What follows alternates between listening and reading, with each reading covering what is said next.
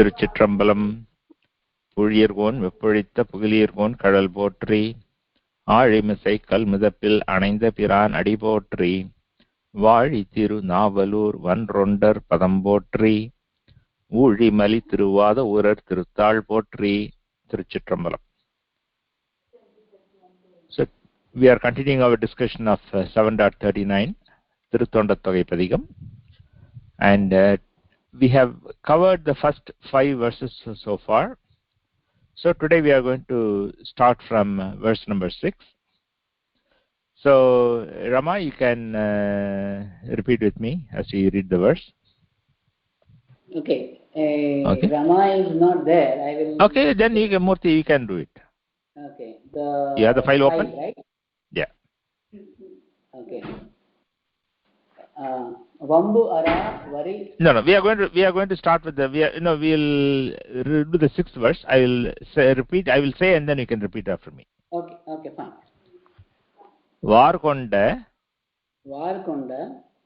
Vanamulayal. Umaipangan kadale. Maravadu. Kal erinda. Sakkiyarkum adiyen. siRuththoNda. புகழ்வள்ளல். siRappulக்கும் அடியேன். செங்காட்டங்குடிமேய. சிறுத்தொண்டர்க்கு அடியேன். கார்கொண்ட. கொடைக்களரிற்று. அறிவார்க்கும் அடியேன். கடற்காழி. கணநாதன். அடியார்க்கும் அடியேன். ஆர்கொண்ட. வேர்க்கூற்றன். கலந்தைக்கோன் அடியேன். ஆரூரன் ஆரூரில். அம்மானுக்கு ஆளே.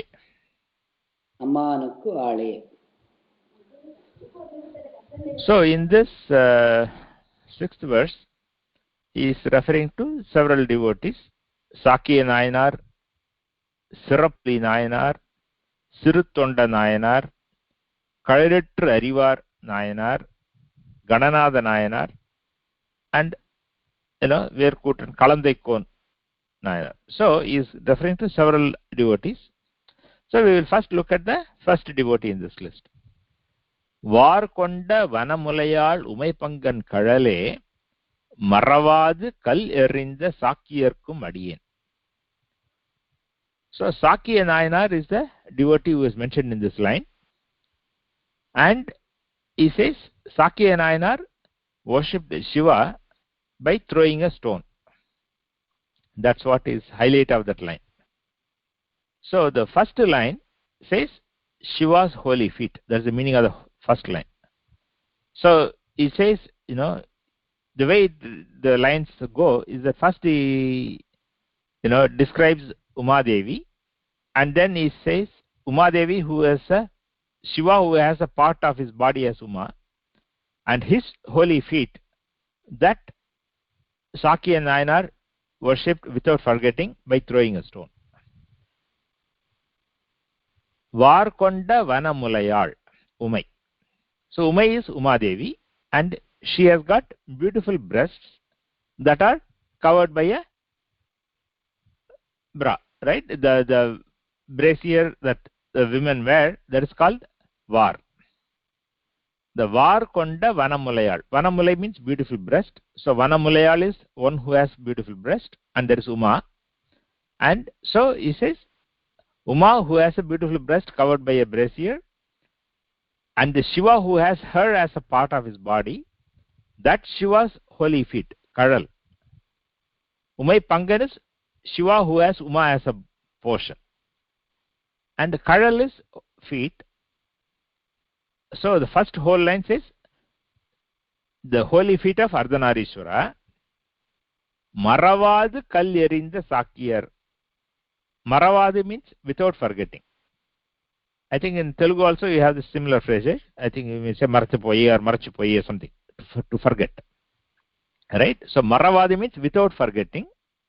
Kal erinda, who threw a stone or who offered a stone, that Sākkiya nAyanAr, to him I am a devotee, I am a servant. So that is the first devotee is mentioning in this verse. So now we will think about Sākkiya nAyanAr and his story. So Sākkiya nAyanAr lived somewhere near the Kanchipuram area, and like most nayanmars, in the most people of those days, he was a farmer, right? Many of them were agriculturists. They had land and they were farming, and that's how most people lived in those days. And then he wanted to learn the tattvams, all the philosophies, and he wanted to know which religions say what and which is the true religion and all that. So he had this desire for knowledge in his heart. So he moved to Kanchipuram, because Kanchipuram in those days was a center of learning. And in India there were several major centers of learning. Kanchipuram is one such major center in the south. Similarly, we have heard of other places like Varanasi in the north and so on and so forth. So he comes there, and in Kanchipuram, all the religions of those days were present. There were Jains, there were Buddhists, there were Saivites, there were Vaishnavites. So all were living in Kanchipuram. So there are traditional accounts of Kanchipuram that says, Bauddha Kanchi, Jina Kanchi, and Shiva Kanchi and Vishnu Kanchi. So there are different regions of different parts of the Kanchipuram city where people of one religion congregated and lived together. So that's how the city itself had several areas that were mostly Jains, mostly Buddhists, and so on and so forth. So this Sākkiya nAyanAr, I don't know his original name. So he moved into Kanchipuram, and he wanted to learn all the philosophies of different religions. So he got attracted to Buddhism. Sākkyam is from the Sākkiya Muni, which is from the Buddha. So he became a Buddhist, and the Buddhists have a traditional robe that they wear. That's like the Sanatana Dharma, they wear typically they wear white clothing, veshti and all that, dhoti and all that. But in Buddhists, they will wear a Buddhist garb, which is like ochre colored cloth, like kavi vastram. And he became a Buddhist, and he was following Buddhism for some time, and he was not fully satisfied. Then he studied learned more about Saivam, and he realized that Saivam is more comprehensive explanation of the philosophies. There are four things he says. There is karma, and there is a doer, and there is a effect of karma, and there is a bestower of karma effect. Right? There are four things. The doer is people like you and me, and the karma is the action we do, and the karma palan, the fruit of the karma which comes back to us. And there is a God who ensures that the person gets the benefit of the karma at the appropriate time. So because karma is inanimate, the God makes the jiva experience the palan of the karma. So there are four things. So that he says other things don't explain all of that, because karma, because it's an Indian concept, Buddhism and Jainism accept karma, but they don't accept god as needed to give you that effect of the karma. So in those religions, you have to suffer, or you have to experience the result of the karma, and the karma result will come to you automatically. That's their philosophies. Whereas in Sanatana Dharma, God is the one who distributes the karma phalan. Anyway, he learnt all that, and then he became a Shiva devotee. And as you know, that anybody who is listed in this tiruttoṇḍattogai is a Shiva Bhakta. So he becomes a Shiva devotee, and he decided that he will always worship Shiva before having his lunch. So without worshipping Shiva, he doesn't eat lunch. And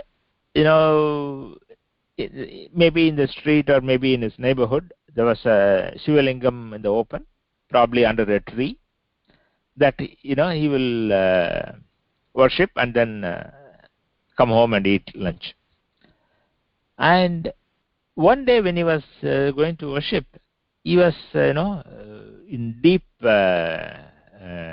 state of devotion, and he wanted to offer a flower, and without thinking, he bent down, picked up a stone, and threw it on the Shiva lingam as if he was offering a flower. And then he came home, and then had his lunch and all that. And next day he went back to the Shiva lingam to do worship before he came. By the way, I forgot to mention one thing. Even though he became a Shiva devotee, he stayed wearing the garbs of the Buddhists. So he stayed in the Buddhist clothing, but he became a Shiva devotee, because he said that devotion is in the heart, and it is not the external appearance doesn't matter. So that was his thinking, because he was into the knowledge part. So he remained in the Buddhist clothes, but he was a Shiva devotee. So next day he goes back to that Shiva lingam, and he was about to offer a flower, and that time suddenly he remembered that on the previous day, instead of putting a flower on Shiva, he had thrown a stone on the Shiva. And he thought about it, and he said, hey, maybe this is Shiva's desire. That it was not I who did this; it was Shiva who made me do it. So maybe this is what he wants me to do. So from that day onwards, he would offer a stone. He will throw a stone on the Shiva lingam as if he was throwing a flower. So it is very hard to imagine, right? So, but sAkkiya gives a very wonderful analogy how Shiva accepted this stone as flower. He says, parents, when a young child does something that others may think is not a good thing, but the parents still enjoy it, right? Whether it is some child will come and start hitting the father, or kicking the mother, or whatever, right? In playful mode. So things that we may not see as a good thing, but when a child does it, the parents may still enjoy it. And like that, sAkkiya says Shiva enjoyed the stone that Sākkiya nAyanār was throwing as if he was offering flowers. So to the world it was a stone, but to Shiva it was a flower. And this was going on for quite some time. And one day, Sākkiya nAyanār forgot about the Shiva worship. Maybe lunchtime came, he forgot about the Shiva worship, and he sat down to eat lunch. So as soon as the food was served and he was about to eat, suddenly he remembered that day he had forgotten to worship Shiva. So he immediately gets up and then runs outside, goes to the Shiva lingam, picks up a stone and throws it on the Shiva lingam. And at that instant, Shiva appears and blesses Sākkiya nAyanār, bestows his grace on Sākkiya nAyanār, and takes him to Shiva lokam. So this is the gist of Sākkiya nAyanār's story. So we may think that what was the service he did? All he did was throw a stone on Shivalingam, which is more like we can't really call it a worship or an act of love. But Sākkiya nAyanār had true love in his heart, and Shiva understood that true love, and that's how he was accepted as a nayanmar, and he bestowed his grace and take him to Shivalokam. And Sundarar, when you are singing this tiruttoṇḍattogai, remembered that devotee and Sākkiya nAyanār's devotion and immortalized it in his tiruttoṇḍattogai, and that's how we know about this devotee now. So that is a Sākkiya nAyanār story. Any comments? We can discuss if you have. If you are on mute, you can unmute and ask or talk.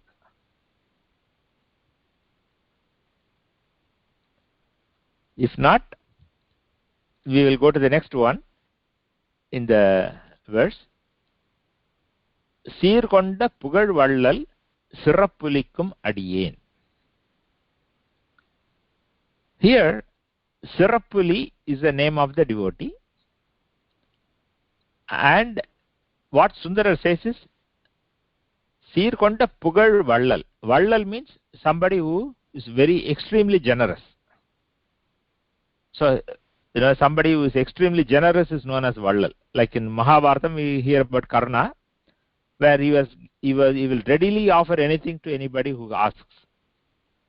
That kind of a great generous person. So that generous person is known as Vallal, and Pugal is fame or famous. So சீர்கொண்ட புகழ் வள்ளல் Sirappuli. So siRappuli, who is very well known for his generosity. To that siRappuli, I am a servant. சீர்கொண்ட புகழ் வள்ளல் சிறப்புலிக்கும் அடியேன். So now we will think about siRappuli nAyanār. We don't have much details of siRappuli nAyanār in Periya Puranam. As we know from other stories that we have seen so far, when sAkkiya has a lot of details, he describes the details. When he has minimal details, he describes the minimal details. He doesn't make up anything, what he does not know. So siRappuli nAyanār, all we know from Periya Puranam is that he lived in a place called Akkur. Akkur is very close to Tirukadayur. Tirukadavur, where the Kala Samharam event is associated with. That kshetram, Tirukadavur, is, and this Akkur is about 3-4 kilometers from that Tirukadavur. Very close to the east coast. From the, it's probably about 5 kilometers from the Bay of Bengal on the east coast. And it's a somewhat smaller temple, but it was obviously it was in the Kaveri Delta region, so it is very fertile land. And siRappuli nAyanār lived in that area, and he was a extremely generous person, and he was doing annadanam to all the devotees and taking care of all their other needs. He will offer anything that any devotee needs. So that's all we have details in Periya Puranam. So he was we know where he lived. He was a Brahmin who lived in Akkur, and he was a very generous person. That's all we have in Periya Puranam also. So that is the gist of siRappuli nAyanār. Again, it is highlighting that you can be a Brahmin, you can be a Vaishya, you can be anybody in any profession. So long as you have devotion and you engage in Shiva's service, you will reach Shiva's grace. That is the gist of that. So we have seen in Periya Puranam, we have seen Iyarpagai. Earlier in the discussion in the first verse, we have seen that Iyarpagai nAyanār, who was again a very generous person, who would give anything to any devotee who wants it if he has it. And one day Shiva comes and asks for his wife, and he gives his wife. So we have seen that story. So Iyarpagai nAyanār is another very generous person. where we have the details, what he did and how it happened. Whereas siRappuli nayanAr, again, he is a very generous person, but we don't have any special details of extraordinary actions because they are probably lost in the mists of time. So we don't have that. All we know is that he was a generous person. Any comments or before we move on to the next story?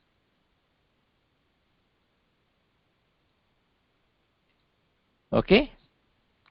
The next story we are going to see is Sengattam Kudimeye siRuththoNdarku Adiyen.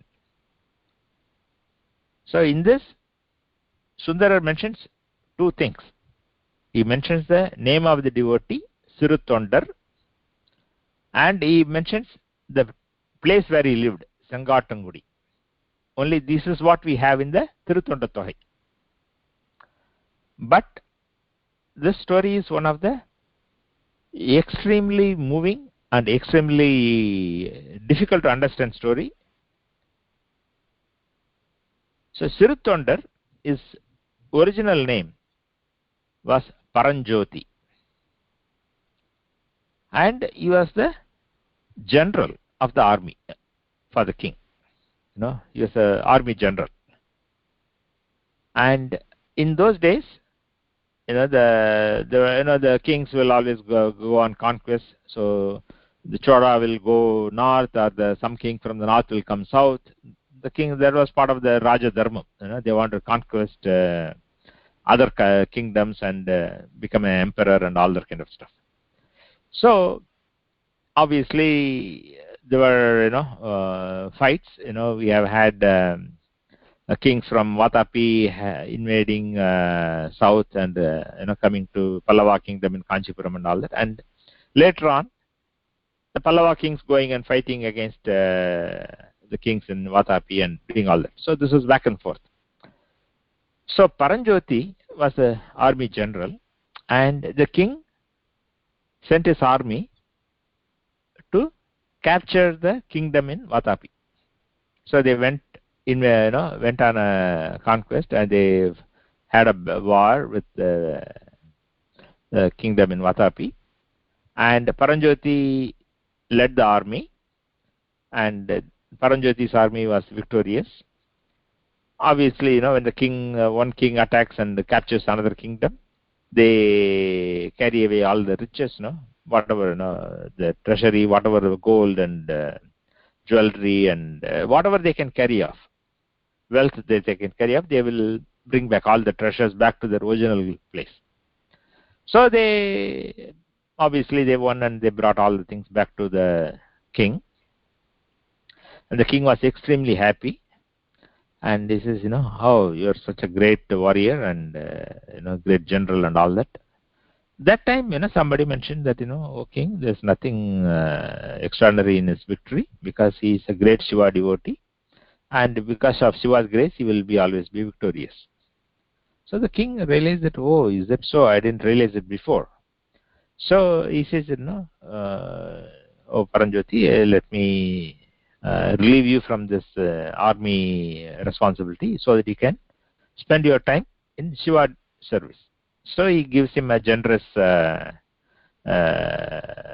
give gifts and all that, and he sends him away, so that he can spend his full time in Shiva service. So Paranjoti, he comes to Sengattam.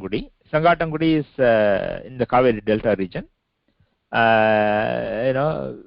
As I said, it's probably 20-30 kilometers from Thiruvarur. He comes there, and there is a temple that's called Ganapatishwaram. And in that temple, he was doing service, and he was living in Tiruchengattam. And his service was, he would feed the devotees, and his niyamam was, he would always feed the devotees before he eats. So every day he will go to the local temple, and there will be pilgrims, right? Devotees means not, it's not that typically, people living in the same village, they come and eat, right? Typically it is the pilgrims who are coming to the temple and going from place to place and all that, they will come and, atithis, they will come and eat. So he was doing that, and he always felt that he is the lowest of the devotees. All the other devotees are greater, and he is the lowest level of the devotee. That's how he was known as siRuththoNda. Thondar means devotee, siru means small. So he considered himself to be the bottommost rung of the devotee. That's how he became siRuththoNda. And this was going on, and after some time they have a son. They name him siRappuli, and he is about 5 years old now. So he is going to kindergarten now. So this is what is going on. And one day siRuththoNda was looking for a devotee to feed, and nobody had come to him, because everybody knows about siRuththoNda. So all the devotees, when they come to the village and they come to the temple, they'll tell him, go to siRuththoNda, he will feed you. So, but that day nobody had come to his place, and so siRuththoNda goes in search of a devotee. He goes to the temple, goes to the tank, goes to the river. He is looking for a Shiva devotee that he can feed that day. And when he had gone out in search of a devotee to feed, Shiva decides to come and eat at his place. And Shiva takes the form of a Bhairava sannyasi. Bhairava, there are different forms of schools of Saivam, right? And Bhairavas are one of the extreme sects. They wear, they take the, apply the cremation ground ashes. They smear the body with cremation ground ashes. They put bone garlands and those kind of, form. So Shiva takes that form and comes into the town and seeks and comes to siRuththoNda's house, and he calls out from the street, "Is this the house of siRuththoNda?" And then immediately the siRuththoNda's wife, his wife is known as tiruttoṇḍattogai, and they have a servant maid. Her name is Sandanatadi. So the Sandanatadi comes out, and she says, "Oh, please come in. This is siRuththoNda's house. Come in." And then tiruttoṇḍattogai comes and invites him and says, "Please come in." And he says, "Is siRuththoNda home?" They say, he is not home. He has just gone in search of a Shiva devotee that he can feed lunch. So please wait here. He will come back in a short while. Please wait.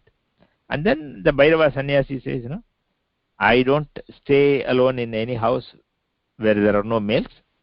So I will go back and I will be sitting under the tree in the temple. When siRuththoNda comes, you tell him that he can find me there." And then he goes away. So after some time, siRuththoNda comes home, and his wife tells him that, this is when you were away, this Bhairava sannyasi came, and he is waiting for you under the tree in the temple. So please go bring him for her. So siRuththoNda was very happy, because he never found any other devotee that day. So he was very happy that there was one Shiva devotee that he can feed. So he rushes to the temple, finds the Bhairava sannyasi sitting under the tree. So he does namaskaram to him and says, "Sir, please come to my house and I want you to have lunch at our place." So Bhairava sannyasi says, "I have come from the north. I heard about your greatness, so I wanted to meet you. I have seen you. That's enough." But he says, siRuththoNda says, "No, sir, you should come and have lunch with me." So he says, the Bhairava sannyasi says, "I don't think you can feed me. It's not easy." So siRuththoNda says, "Sir, whatever you want, I will make sure that I have a lot of things. Whatever you want, I can make sure that we feed you what you need. Whatever your requirements are." He says, "I eat meat." Then siRuththoNda says, "No problem, sir. I have goats, I have cows, I have buffaloes. No problem. Whatever meat you prefer, you tell me, I will get it done." Then he says, Bhairava says, I eat only human meat. Now this is a big challenge. And he says, and then Bhairava Sannyasi adds more things, I eat only once in 6 months. I only eat human meat, and the meat I eat has to be a child.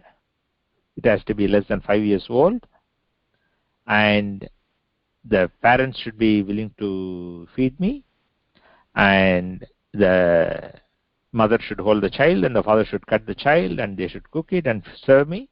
If they can do that, I will eat it. But I don't think you can do this. siRuththoNda says, sir, please wait here. Let me go home and check and come back to you. So he comes home, talks to his wife, and they both think, even if somebody is willing to give a child, they will give child for adoption. Who will give a child for, meat? And so they finally conclude that only their child can be used for this purpose, and they both are happy. At least we have a child who can be used to feed a Shiva devotee. So siRuththoNda goes to the school where the son, siRappuli, is studying. So as soon as he goes there, the son comes and hugs him, and he carries him back to the house. So they bathe him, and then mother holds his feet, father holds his head, and then cuts him. They kill the child. Then they take the various parts of the body, and the mother gives the head to the servant, because the head part they don't usually eat. So the mother gives the head to the servant and says, get rid of this. And then they cook the rest of the body. And when the food is ready, siRuththoNda goes to the temple and finds the Bhairava Sannyasi under the tree and says, sir, sorry for the delay, but now the food is ready as you requested. Please come and eat. So he comes to siRuththoNda's house. They serve, put a banana leaf, and then they serve all the things and the human meat that they have prepared for him, various dishes. And then he says that, they say, this is whatever, various parts of the body that they have made and all. He says, what about the head? He says, the head, we thought that, that is not good for consumption, so we didn't cook it. Then the Bhairava Sannyasi says, we eat the head too. And then fortunately, the servant maid, she jumps in and says, sir, I thought that there may be a possibility that he may eat the head portion too, so I have separately cooked the head also. So they come bring that too. So everybody is happy. siRuththoNda and his wife are very relieved, that the servant maid was so intelligent that she did this. And then the Bhairava Sannyasi says, okay, but I can't eat alone. Bring another Shiva devotee so that I can eat with other devotees. So siRuththoNda says, sir, I have searched far and wide. There's no other Shiva devotee today. Only you are there. I couldn't find any. Then the Bhairava Sannyasi says, there is no better devotee than you. Sit with me and eat. So they place another banana leaf for siRuththoNda, and siRuththoNda sits next to the Bhairava Sannyasi, and they serve the same meat, right? The same dishes. That is siRuththoNda's sons. So they serve that, and then siRuththoNda is looking at the Bhairava Sannyasi. Bhairava Sannyasi seems to be a little bit waiting, and so siRuththoNda thinks that maybe he is waiting because he wants me to start eating, only then he will eat.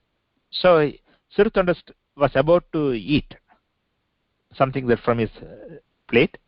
Then Bhairava Sannyasi stops him. No, why are you in a hurry? I eat once in 6 months and I am not in a hurry, and you eat every day and you are in a hurry to eat. What is the deal? You said that you have a son. Call him. Let him also eat with us. So then siRuththoNda is surprised. Now he is asking for a son. So then siRuththoNda says, no, you are right, I have a son, but he can't help now. He can't come to eat now. siRuththoNda, the Bhairava says, no, go, call your son. So siRuththoNda doesn't know what to do. So he gets up, goes with his wife outside his house, and he calls out the son's name. Oh, Sirala, come, Bhairava Sannyasi is waiting. And mother also calls out, and then miraculously, Siralan, the son, comes running to them. The mother is extremely overjoyed. She hugs him, lifts him up, and then gives to the father, and the father is hugging him, and then they come inside. And then when they come inside, they don't see the Bhairava Sannyasi. Not only they don't see the Bhairava Sannyasi, they don't see the food that was served for them on the plates either. They were shocked. What happened to him? Then at that instant, Shiva and Parvati appear with Murugan and bestow the grace on them, and take siRuththoNda, his wife tillai-vāḻ, their son Siralan, and the servant maid Sandanatadi. All four of them are taken to Shivalokam by Shiva. So that is the end of siRuththoNda's story. This is a very incredible story. So I will pause here and wait for your questions or comments. If you are on mute, unmute and ask. Yeah, I think this is the first one where Shiva appears with Murugan. Yes. Because this is a very good observation. Shiva, usually Shiva and Parvati will appear, but this time Shiva and Parvati with Murugan they appear, because in this context Siralan is involved, the child. Yeah, that is what I thought. Yeah. So I was wondering, why do you think he has to ask for human meat? Is there a reason for that? Good question. No, there is never a reason in that sense, right? The reason that you and I can understand, right? Okay. So, but the point is this, if he had asked for, let's say goat meat, will that be a story that you and I will be reading? Okay. but the very Bhairavas are actually that type of people, right? They live in the smashanas, and they are actually, I think it shows you the way they are, right? It's more agoris. The agori sadhakas basically eat a lot of human flesh, especially those who, and the reason they do it is also because they don't differentiate between anything. Everything is Shiva for them. There is nothing pure, there is nothing impure for them. So from that aspect, agoris basically eat anything. So again, this is to show the extreme devotion of the devotee, right? So we have seen that in some other stories too, like Iyarpagai nayanAr, right? Shiva comes as a Brahmana and asks for Iyarpagai nayanAr's wife, and he says, okay, I have her, now she is yours. So again, asking for somebody's wife as a dhanam, right? That's, you cannot imagine. But Shiva asks and the devotee gives. Not only that, in that Iyarpagai nayanAr story, he says, hey, when I walk with her on the street, your relatives will attack me, so you come as protection for me. So Iyarpagai nayanAr takes his sword and goes as a bodyguard for them, and he fights with his relatives and makes sure that Brahmana, who is Shiva, and his wife are safely outside of their town. Like that, there are times when he does something which is incredible. He cannot understand, but the devotee, in the devotion level, they are able to do that, like a Kannappa story, right? Shiva showed bleeding from his eyes, and Kannappa removes his eye and offers it. That kind of a level of devotion, which is incredible, and that others cannot match, but they are unique. But Shiva plays these games so that we understand the greatness of that devotee.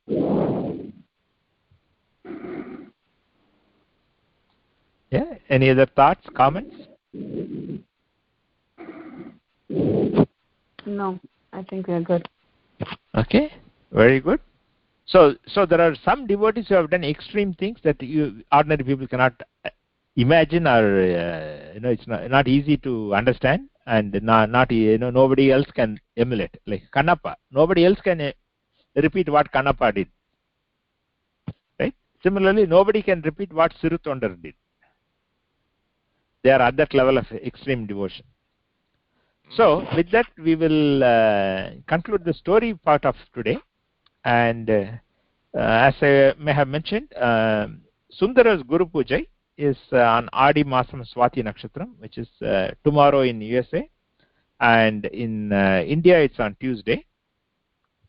So what I thought was that we can listen to maybe a padhigam of Sundarar.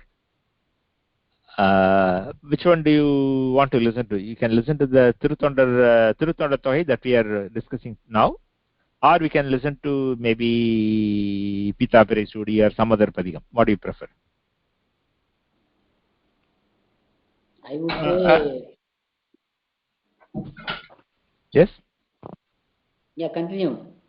Which one do you want? What is your preference? What do you want to listen? No, I think Chakravarti is saying something, no? No, I'm fine. No. I wanted to say. I wanted to say it's anything. Anything is fine. Okay. I would personally, I would prefer the first one, that what is that? 7.1. Yeah. Pita Pirai Sudi. Yeah. Yeah. Okay. We'll check. Let me see.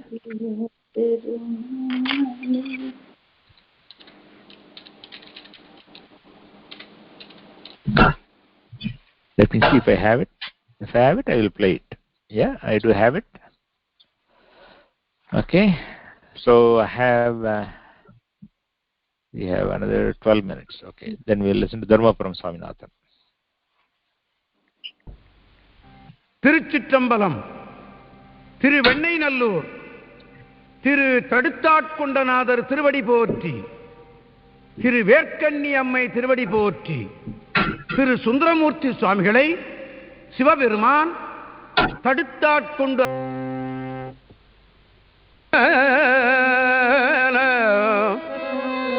நாயேன் பல நாளும் நினைப்பின்றி.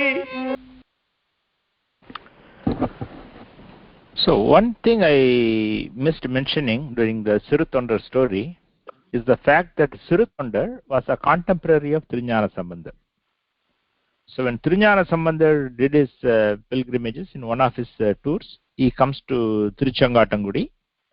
He meets siRuththoNda, goes to the Ganapathiswaram temple and worships Shiva along with siRuththoNda, and he sings a padhigam.